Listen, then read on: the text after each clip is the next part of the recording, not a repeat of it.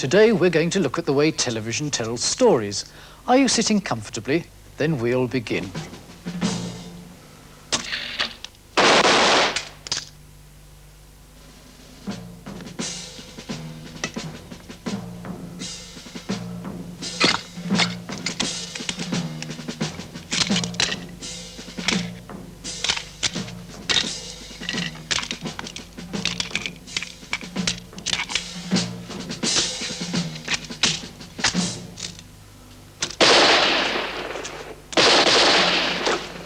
It's not all Jackanory and Watch with Mother these days, is it? In fact, the amount of drama on television, plays, series, serials, film, is massive. In 1976, ITV devoted 1/3 of all its time to drama of one sort or another. The BBC reckoned its own tally was about 1/5, but on 2 channels even that added up to 1,800 hours of drama. But if it's not all Jackanory, nor is it all the New Avengers, Starsky and Hutch, or the Sweeney. The range of television storytelling is much greater than we might be inclined to think from the sort of popular programme titles that come first into our heads. Sure, there are all those policemen and detectives, the cop shows, but there are also series and serials, long plays, short plays, funny plays, fantasies, plays you can't understand, and as well as the new plays, there are the old plays. You can take a play 350 years old, the finest actors of today's stage, and when you put them together specially for television, you get the very best of the old tradition together with the camera's very special power of pulling us into the heart of the action. Janet Sussman as Shakespeare's Cleopatra. I will be even with thee, doubt it not. But why? Why? Thou hast forspoke my being in these wars and says it is not fit. Well, is it? Is it? If 'tis denounced against us, why should not we be there in person? Well, I could reply. What is you say? Your presence needs must puzzle Anthony. Take from his heart, take from his brain, from his time what should not then be spared. He's already traduced for levity, and he said in Rome, Patinus and Eunuch and your maids manage this war. Sink Rome, and their tongues rot that speak against us. A charge we bear in the war, and as the president of my kingdom, will appear there for a man, speak not against it. You'll have to go a long way to get that sort of power in the theatre. Most of us will never get the chance. But notice also that the effect's achieved with none of the spectacular trappings that Hollywood gave Elizabeth Taylor. That desert army was somewhere north of London on a rather big stretch of yellow Wilton carpet.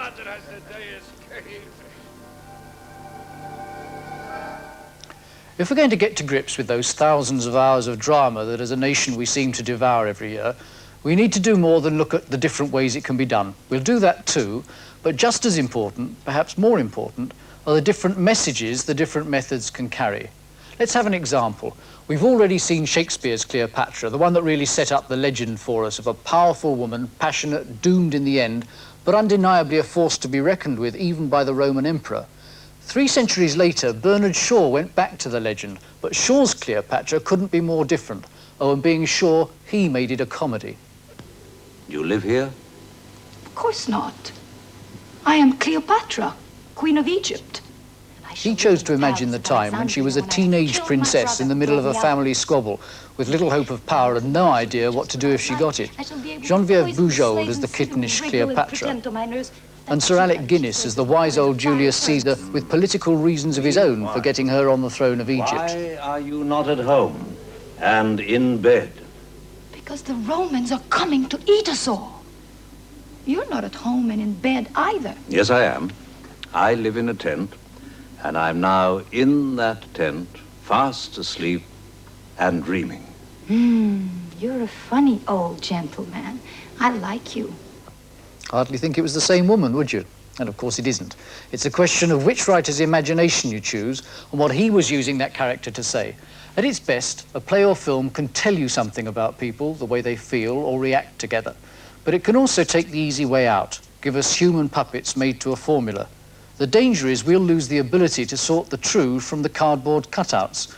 So I've chosen the extracts we'll be looking at to show not just the different sorts of programme, but different responses to the same theme.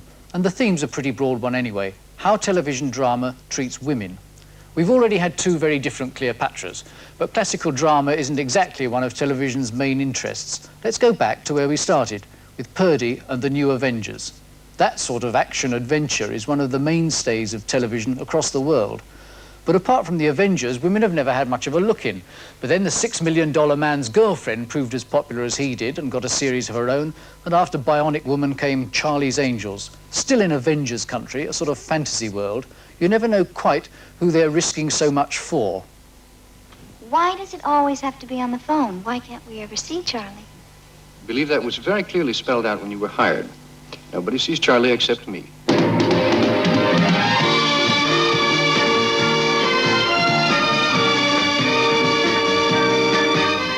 You have exactly 1 minute before Mr. Doyle puts a bullet into that pretty head of yours. Go shake him up. Jill! You'll never guess who ordered the sheriff. Charlie. Who else? Well, that's all right if you like it. But what's interesting is the thinking behind that programme. One of the women had to be seen in a bikini in the first few minutes, and the programme makers never hid their approach, says executive producer Aaron Spelling. We're more concerned with hairdos and gowns than the twists and turns of the plot. Producer Dick Husky agrees. Beautiful ladies should be pampered.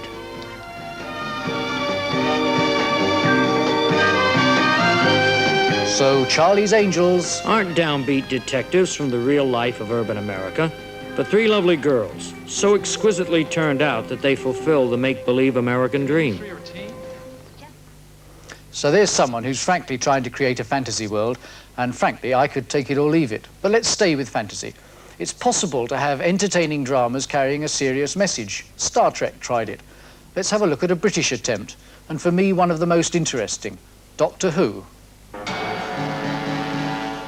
In many ways, it's the classic action drama with death threatened at every turn, even if it is called extermination. Exterminate!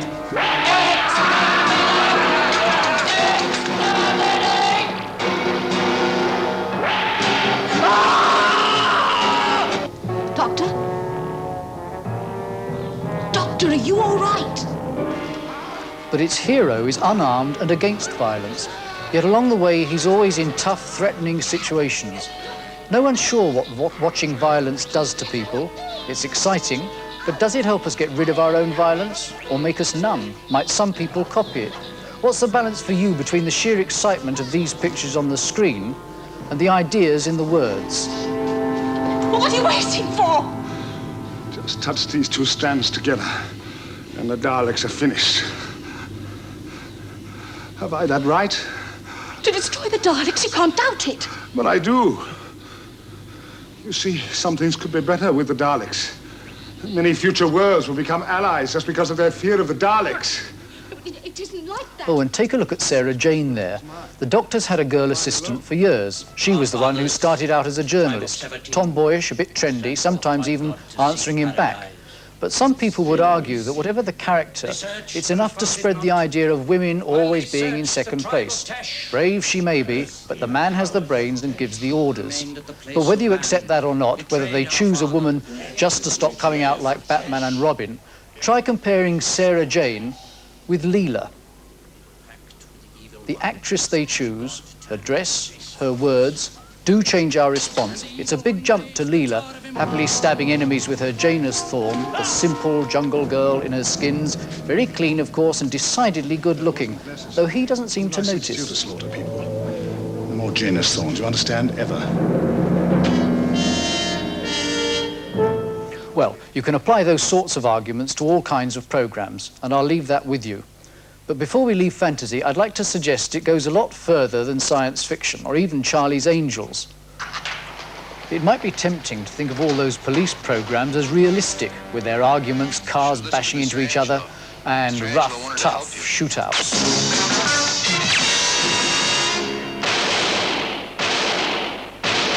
But is the rest more real than the bullets? Look at Angie Dickinson, star of Policewoman. First thing you notice is that here's another glamorous Hollywood lady, like those 3 angels or the Bionic Woman. The character she plays is an undercover agent, so it often doesn't seem like the police at all. And she seems to get more than her fair share of the action. And of course, she won't lose really. Well, you might say, so what? People have always liked a good thriller. True.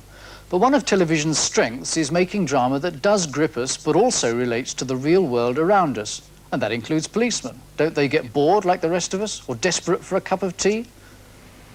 It was 15 years ago that British writers and directors realised there was interesting drama to be found in the ordinary life of the police, their relationships with each other and with us in the daily routine. Because we recognise something of the real life around us, we bring our own response as an audience that doesn't need a lot of action, doesn't always even need a crook or a mystery. And when the big drama does come, it might then be even more involving. Joan Fisher? Yeah? My name's W.P.C. Arthur. A policewoman? Yes. You're not in uniform? Can I come in, please? He's not here. Who isn't? Forget it. Come in.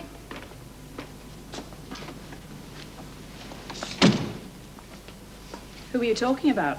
I'll take no notice. I'll talk about anybody, me. Generally behind the back. Want a cup of tea?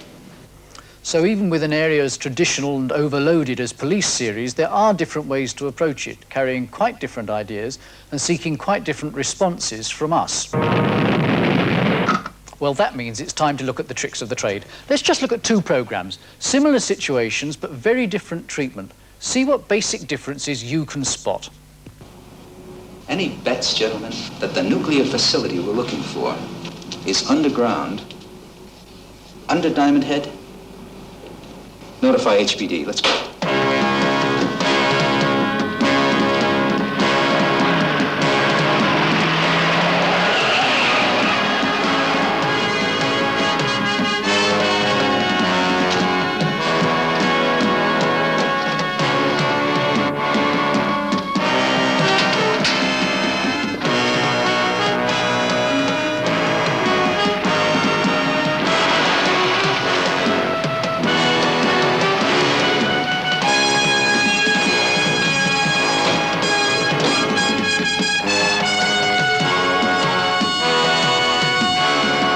Mr. Watts says no heroics, so take him mob-handed and carefully.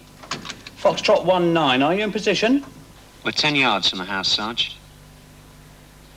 It's all quiet in this sleepy hollow. Right. Foxtrot 14, are you there too? 10 yards from the house, Sarge. Within sight of Foxtrot 19. Right. Foxtrot 12, have you covered the rear? We're out of the car, Sarge. Ready to go over the wall on cue. Take the time from me on a count of 5. 5, 4, 3, 2, 1, go.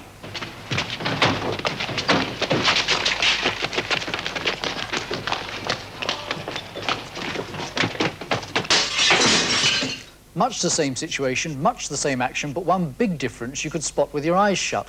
Music. In Softly, Softly, there wasn't any. But the American programme had a whole orchestra running along behind, and that's one of the oldest tricks in the business. Music can trigger our emotions and lead them more easily than anything else, even if we don't know we're listening. 60 years ago, when the movies were silent, the cinema owners got a pianist in to do all that jingle-jangle stuff, make the chase scenes more exciting, the love scenes lovelier. The movies never forgot that, and that's the big difference between American television and British television, the existence of the Hollywood movie industry. If you've ever seen pictures of those massive Hollywood studios, you'll realise why.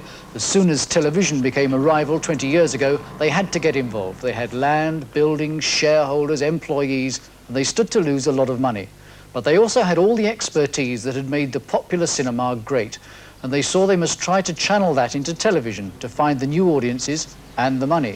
So American television is built on the movies. It uses film and all its tricks, music, the wide open spaces of sun-drenched California, pictures rather than words. We never had that in Britain. For one thing, we didn't have the sun. For another, we don't have the money, and our cinema never has matched America's. But what we did have was a tradition of theatre going back 400 years. So when British television started, it had to build its studios from scratch. They were television studios with television cameras, not film. And because the people who started it knew about the theatre, they went first not to the stars, not to the directors, but to the writers. That was our tradition. The words came first before the pictures. And plays, of course, don't have music to help them, apart from which orchestras are expensive. That split is still with us. The Americans make television films, the British make television plays. Of course, the two approaches have got mixed up, and they're getting closer. After all, plenty of British directors fancy the Hollywood style, if they can find the money, if only to pay for the cars.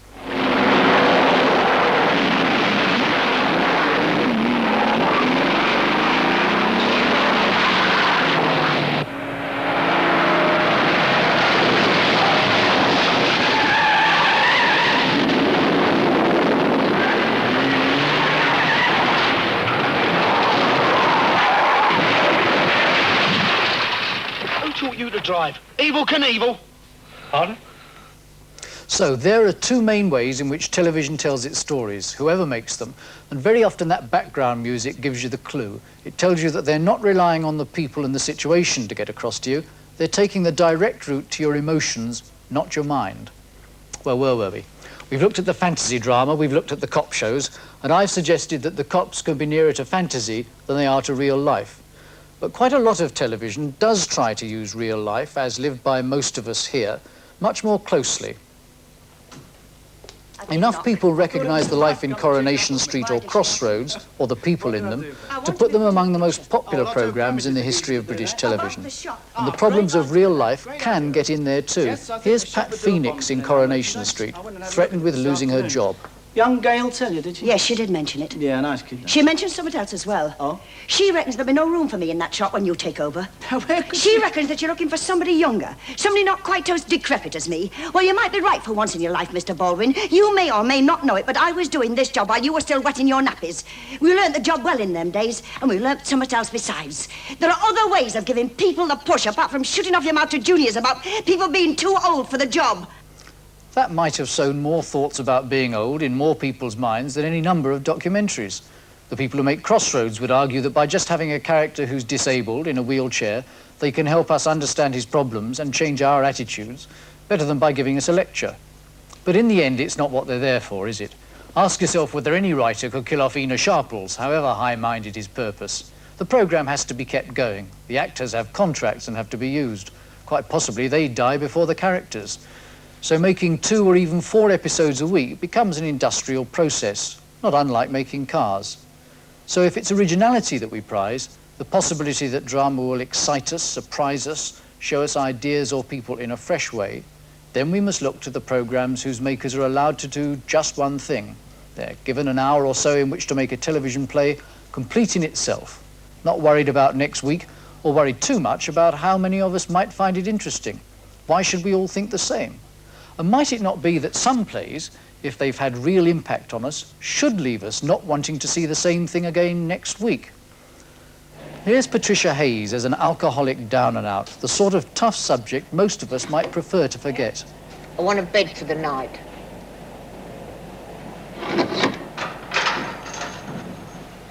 All right.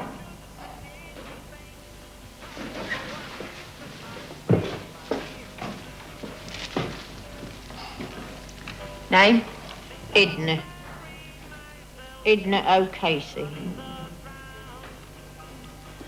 Let's see your cards. I ain't got no cards. Sorry, you can't come in if you've got no cards. Yes, I can. You've got to let me in. It's me right. Sod, you're right. No cards, you don't come in here. Any other way of identifying yourself? I've got a right to come in here. And I've got a right to put me right to sock you in the ear hole. Sod off. No means.